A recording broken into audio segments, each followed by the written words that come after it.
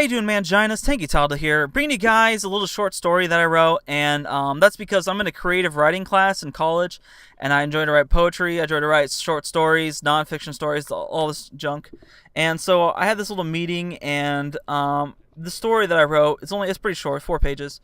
It got praised. A lot of people kind of liked it. A lot of people thought it was really interesting or in a crazy kind of way, and so I'm going to share it with you guys. Let me know what you think.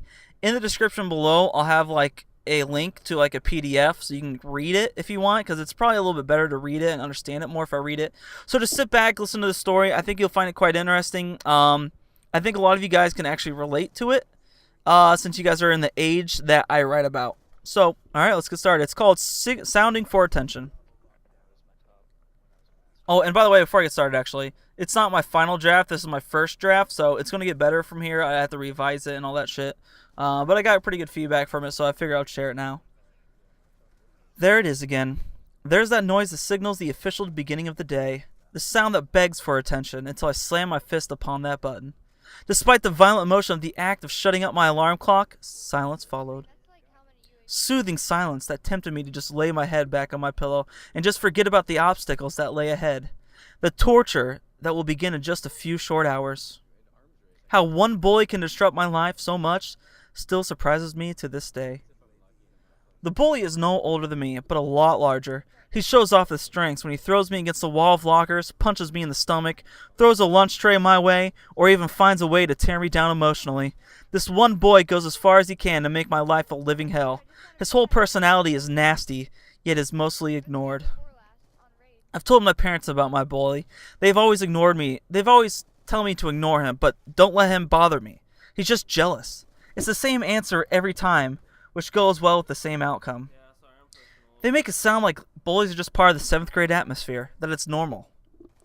They are more concerned about my dropping grades. I've always been an exceptional when it's come with school, but this year my grades have dipped in the below average level. School is just not fun anymore like it once was before this year. Part of it is because of how much I've skipped. There are days that I could just not get myself into that cage. Instead of taking the bus to school, I'd walk to the mall, movie theater, or anywhere else I could find to host me. To allow me to sit around and draw my sketch pad instead of being imprisoned by an elementary school and being subjected to never-ending punishment to a fat 7th grader. That led to my parents taking time off, as well as my sister in high school, to drive me and pick me up from school every day. They complain about it every morning, continue to lecture me every drive to and from school, saying that education is important. I need to be more driven to learning, and asking me what does it take to motivate me to do better in school. I usually just sit there and listen. I've replied one time. I told them that they need to listen to me. Their response was to continue complaining about how much of a pain in the ass I was to take time out of their job. I arrived at school, and it was only a matter of time till the bully showed up. I usually could avoid him in the morning since I could easily mix up my routine on where I would sit and wait for class to begin. It was after my math class that he figured out where I would be at what times. He had my schedule memorized and knew exactly what hallway I'd be in. What made matters worse was that the walls were covered in rock with jagged edges. People called it a cheese grater, when you'd be shoved against the wall and your arms slowly peeled off by the rocks. This was done to me daily, if not more than once a day. There he was, waiting for me. He spotted me about 20 yards away down the hall. His face lit up more than a dark night in a thunderstorm. His smile could be seen from ear to ear. He was advertising his yellow teeth for everybody to see. How someone could find so much joy in someone else's pain baffles me. I continue walking into my doom. There was no other choice. I've already used up all my tardies in 3 weeks of school. One more and I face a week-long suspension. It's either getting punished by the school and my parents or by the bully. As I walk near, I continue trying to talk myself into not being a big deal. How it's just one boy, one fat 7th grader that truly cannot hurt me as long as I stay strong. The truth was, he damages me more than anybody could realize, and gets away with it. I've told the school before, they said they'll keep an eye on him. They brought him in once, but he lied his way out of nothing worse than a warning, a slap on the hand. He lies so lyrically to adults in this school. "What's up, faggot?" he says, as I was no more than 7 feet away. I continue walking forward as if I didn't hear him. I knew this would not work, but I had no other answer. "I know you heard me, bitch. I just want to talk. Hold up a second. Me and my buddies just want to talk, man. No biggie, don't be rude, freak." As I continue walking forward, he lunges towards me, grabs my backpack, and flings me to the ground. He begins to tell me how I need to be respectful. When someone talks to me, I'm supposed to respond. I was on my knees, attempting to get back up when he pushed me back onto the ground. I looked around and these other kids just did nothing. They just watched. Some laughed, and some continued walking on like nothing was going on, that it was just some spectacle that they did not have time to wait around for. I'll see you later in art, bitch boy. Learn some manners. Try not to be so weird next time. I get back up and continue to head to my class. He was referring to the art class where we first got to know each other. Art has always been one of my favorite passions. I love to create art, regardless if it is a drawing, sculpture, or anything of the sort. I've known about him before, but never had met him up close. He had been a bully for the last 2 years, but picked on other kids instead of me. I'm overall a quiet person, so not a lot of people knew me. He did once he saw I had a talent for art. I don't know if it was originating from his hatred of my skills since he lacked artistic ability, or if he simply saw a chance to bring someone down. Regardless, my first drawing was a nature scene. You could see the Rocky Mountains in the background as my family and I sat on a boulder and just took in the atmosphere.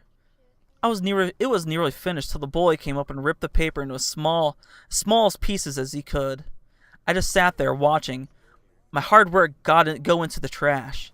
He picked an opportune time as our teacher went out of the room for a bit to talk to another teacher. This was nearly 6 months ago. It was during the first semester of 7th grade. I arrived at art class, him sitting one table over from me. It was assigned seats, and somehow he got put right next to me. The whole class was filled with him calling me a nerd, freak, loser, fag, shit sniffer, and a bitch. A few other new names were thrown in so his buddy in the back could get a laugh. I knew if I said anything back, he would just get more aggressive, so I took it all in. Soaked in every word. He was spoon-feeding me hatred. Besides the attack of words, we were actually matched up for an art project. Mrs. Anderson, our art teacher, let us pick our own partners. I did not have any friends in the class, so I had nobody to pick right away. Instead of the bully picking his friend in the back seat, he raised his hand and selected me. We were art project partners. At this time, when we started our work, he looked at me and told me that I better get an A for him and not to draw something gay. Draw something cool looking with a lot of action. I started to draw our project, and he just continued to belittle me with words and how bad of an artist he said I was. A grueling way to do a project.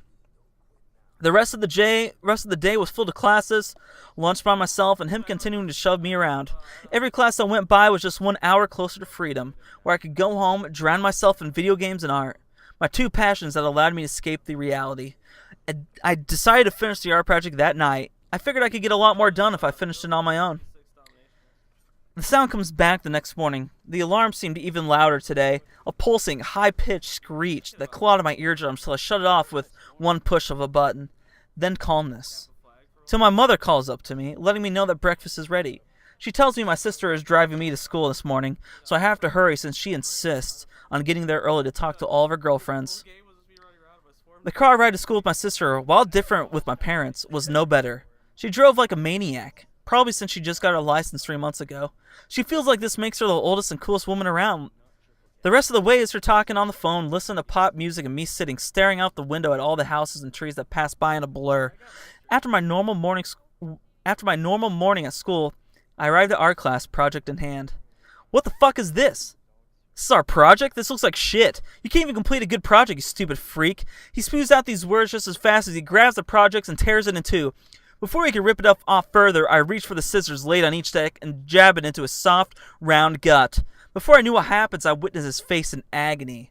In pain, as my hand still grips these burgundy scissors, I let go as I realize what I've done. He drops the project and falls to the floor in a dramatic fashion, taking down his chair with him. The sound was just as piercing as the one in the morning, the sound that begs for attention from the rest of the classroom, the one that signifies my violent action, a buildup of emotion for over an extended period of time that was released in one quick motion. He begins to cry and yell out for help. He says that the freak stabbed him, just as blood began to spread onto his gray t-shirt. Mrs. Anderson runs over to the bully and gives me a glare to tell me to get out of her classroom. She sends another student to run off the office just as I'm leaving.